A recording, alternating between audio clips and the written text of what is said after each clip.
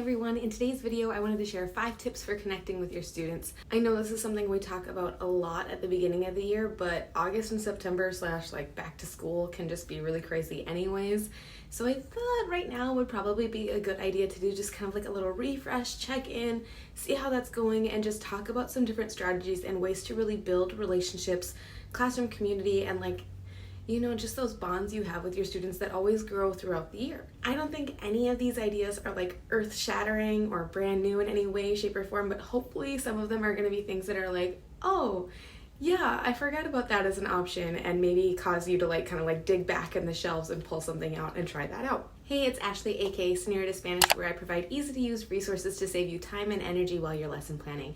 In today's video, we're going to talk about 5 different tips to build classroom community and relationships with your students. If you're new here, make sure you click that subscribe button and ring that bell so you get notified of all new content I create for you in the future, and let's jump right in. Tip number 1 for building classroom community and relationships is to try out special person interviews. Special person interviews were developed by Bryce Hedstrom, and he's got a ton of resources for it on his blog if you've never heard about it before. But basically what it is you pull one student up to the front of the class and you interview them. Kind of like show and tell, except for they're not showing anything, you're just talking to them about their lives, their interests, and all of that sort of stuff. I personally like to use this as part of a weekly routine, so I've talked about it before in my routine video, but I just wanted to bring it up here because it really is a good way to grow that classroom community and develop relationships with your students. It is amazing how much you can learn about one kid in just 10, maybe 15 minutes. And it's really a whole community builder because if the student that you're interviewing shares something, it is inevitable that one student in your classroom will be like, oh my gosh, I have 3 dogs too. Side note, it is wild to me how many students have multiple pets, like a freaking zoo in their house. Anyways, it is great to do over and over and over again. I like to just do one interview a week, but do it throughout the year. I also like to finish up special person interviews with a write and discuss. Write and discuss is where, this is exactly what it sounds like. So basically what you're gonna do is you are going to discuss whatever it was you just did, so in this case, special person interviews, and you are going to write it down either on the whiteboard, or I personally prefer to just type it out on the screen where students can watch and follow along.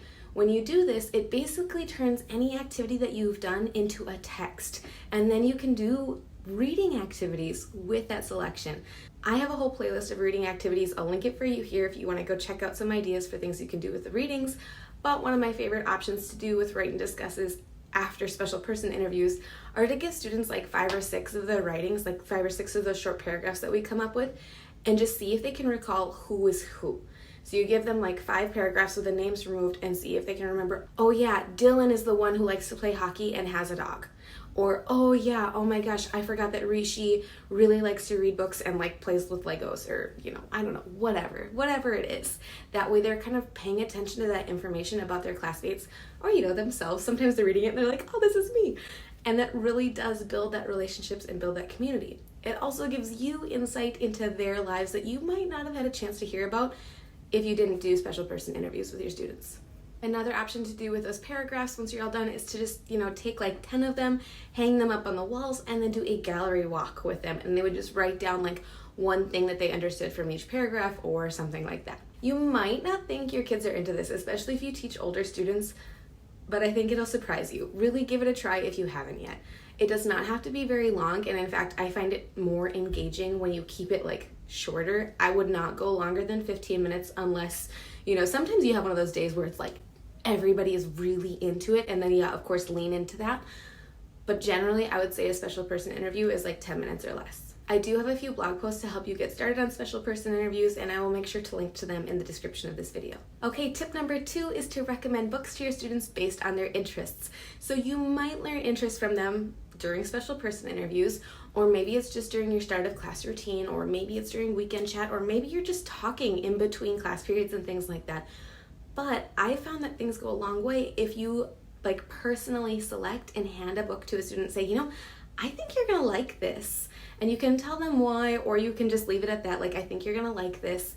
Taking that special interest and paying attention to what they like will go a long way in their reading. I find it really helps a lot with FER if you have helped the student find a book rather than them just being guess I'm gonna go try this one.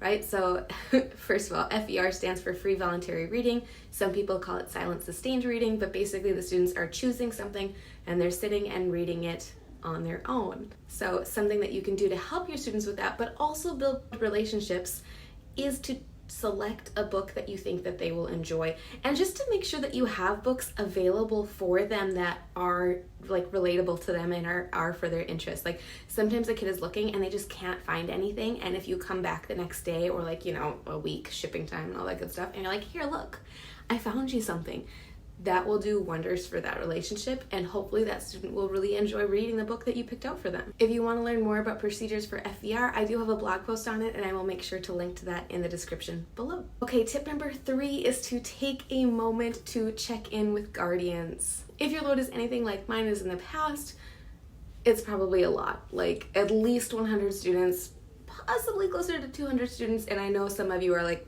200, try 3. So here's something that helps me with that. Just once a week, I pick one student from each class period and I send a short note to their guardian.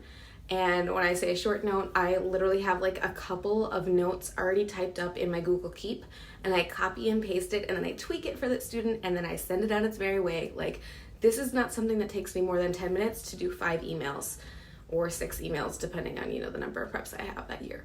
It is so worth it. I always mark off who I have sent a note home for on my roster because I don't want to miss anybody, but I also like just want to keep track of who I have actually sent notes home to. And I try to make it all the way through all of my classes each semester and then start over again the following semester. If you'd like to grab my templates to use, I'll link them below, but it's really just a short note that says like, hey, your student was doing something great in class this week. I just wanted to point that out to you. I love having them in my room, like signed Profe. You know, that's it. It's not uncommon then that the guardian will turn to the student and say, hey, I heard from Profe Mickelson that so-and-so was going really well in Spanish class. And then that student knows that you were telling good things about them to their guardian, and that relationship is strengthened all the way around. And like, what guardian doesn't want to hear good things about their kid, right? Like, I care about the kid, they care about the kid, everybody knows that we care about the student and where they're going and what they're doing. So just making sure that everybody is on the same page about that is always a good thing. Okay, quick question because we were talking about it. How many students do you have on your course load this year? Comment below and let me know. Just like a rough estimate. Comment and let me know. Okay, tip number 4 is to share something about yourself to relate to your students. And I know that there's like a whole spectrum of comfort levels for like how much you want to share. And I'm not saying you have to tell them like every single detail of your personal life. And I also don't think you should tell them every single detail of your personal life. Like, you know, lines, boundaries, whatever, all things like that. But I do think there's something to be said for sharing some of those details and like little tidbits to build the relationships with your students. So weekend chat is a really great way to hear about your students' lives and like what they're up to and what's important to them. And you can take those tidbits that you learn and use them to connect your own personal experiences. So like maybe you also had a lot of late night practices and you remember how it feels to be like at the court until, you know, 9, 10, 11 p.m., not getting home until 12:30 because there was a drive home from a late game. Or you remember what it was like to strike down a set and be trying to like take apart all the nails and not leave any on the stage, and like you're tired and there's still makeup on your face from rehearsal, and you know, any of those sorts of things that your student might relate to that you have experience with. Share those things with them. This helps students make connections with you as a person and not just a teacher. And I think sometimes it's helpful for them to know like, yeah, hey, I'm just a person. I'm a teacher, but I'm a person. So that's a good way to build that connection with them. Okay, tip number 5, last tip, is to play games with your students.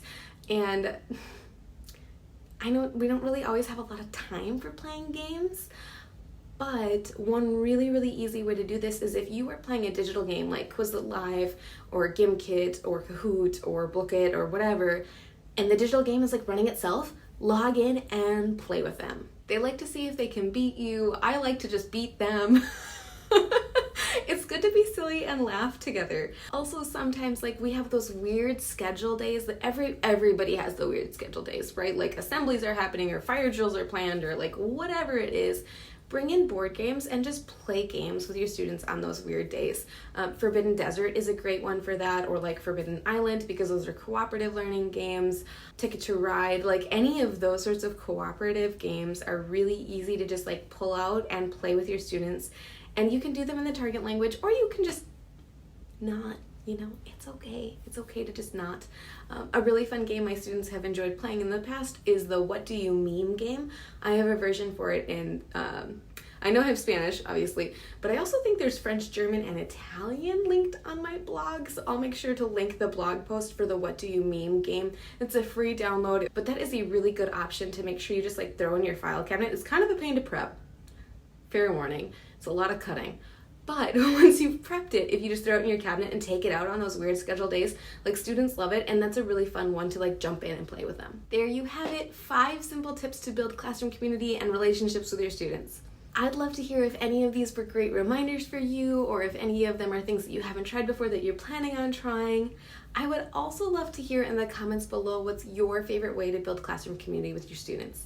I love to read them, but I also really love that anybody else who's watching this video, maybe somebody else is looking for tips on building relationships and community with their students, those other people will be able to see your comments and we'll all be able to learn together. So if you have a second, drop me a comment and let me know what's your favorite way to build classroom community. As always, I hope you enjoyed this video. If you did, make sure you give it a thumbs up to let YouTube know you like it, and if you didn't like it, leave it a thumbs down, I guess.